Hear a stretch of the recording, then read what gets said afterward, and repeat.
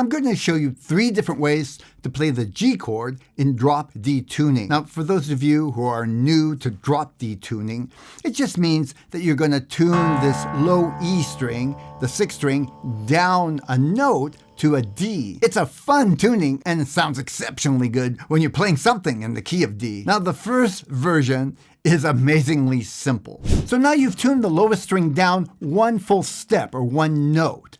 If this was a G before, now the G note is 2 frets higher.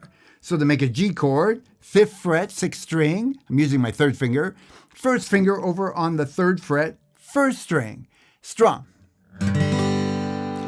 Now, I'm actually deadening out this 5th string because it's not really a part of the chord. To do that, all I do is slightly angle my 3rd finger down. As a matter of fact, it's harder not to deaden it out than it is to deaden it. Version number 2 is another way of dealing with that 5th string that you're deadening out. Instead of deadening it, add your pinky right there on the 5th fret, 5th string, and now it becomes a part of the chord.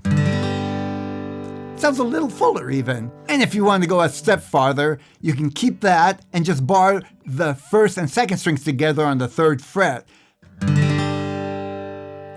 It's a different version, not necessarily better, but it does add variety to your playing. I'd encourage you to pick just one version and practice it. You can always add more versions later. Then the next critical step is to be able to switch from that chord to another chord. To help you with that, I've created a fun game that I think you'll really enjoy. Watch this next video and I'll show you how it works.